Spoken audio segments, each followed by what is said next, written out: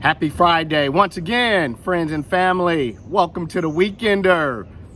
Over the past year, we've been talking about things opening up, going to live events. That's what the Weekender was created for. Obviously, we're live on location here at the entrance to Disney. We're enjoying this weekend. Disneyland has opened up and we've taken the time to spend a day at Disneyland. So take a quick peek where your weekend travels begin. Welcome to the Millennium Falcon. What we in the business call a power failure. But it is no cause for concern, as we have systems in place to deal with this sort of thing. Alright, tell me we have systems in place to deal with this sort of thing.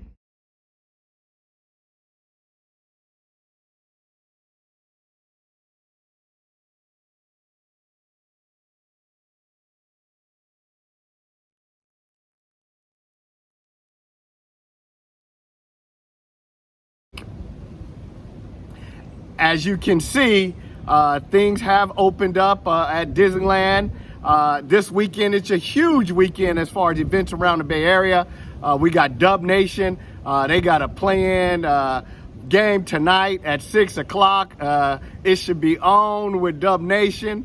The Giants, they're going up against the Dodgers. It is nice to see that we're getting back to some normalcy here. Here in California, it is a beautiful place to live. And one thing I want to say about California is I know it costs a lot to live here in California, but we don't get any rain. And so that's what this weekend's topic is all about. It's about a water-free landscaping. We've been talking about landscaping from decks to backyards.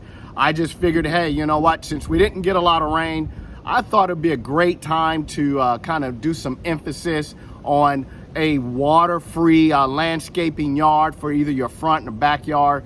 Just some ideas, some concepts that you might want to consider for your yard.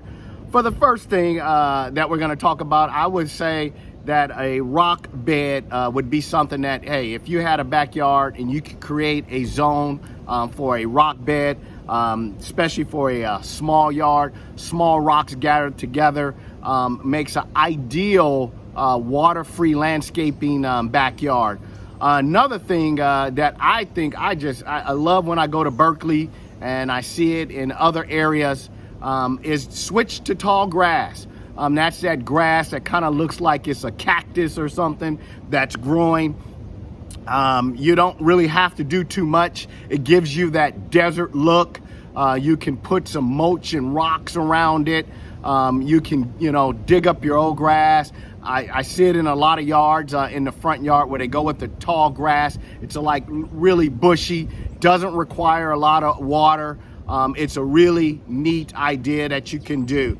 Another thing that, I've featured in some other weekenders is pavers, walkways around your house, throughout your house. If you go with some pavers, create paths, you can create designs. That's one of the things I did with my yard last year is I laid out a bunch of mulch. I use pavers. I have pavers as walkway, and I continue to make it grow. So you can do one section at a time. It's easy to lay down the felt before you put the mulch down. Put your pavers around it. Very efficient water-wise, where you don't have to worry about using a lot of water, especially that we're about to head towards a drought season, looks like. Another thing that I would suggest too is, which I just think is dynamic, when I go up to a house in the front yard, believe it or not, fake grass. Fake grass is a wonderful option. It looks really nice in most cases where you have fake grass in the front yard or the backyard.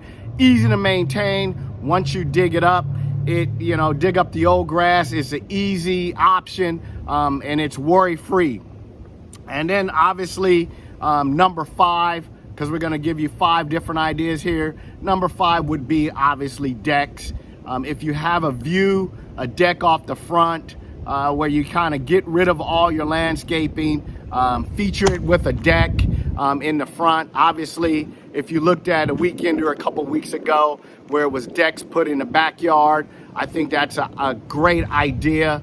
And so these are some simple ideas that you can do. Like I said, the Weekender, it is just full of quick tips, ideas. We're on location again. Once again, friends and family, I look forward to seeing you next week. Enjoy your weekend. Have a great, great weekend.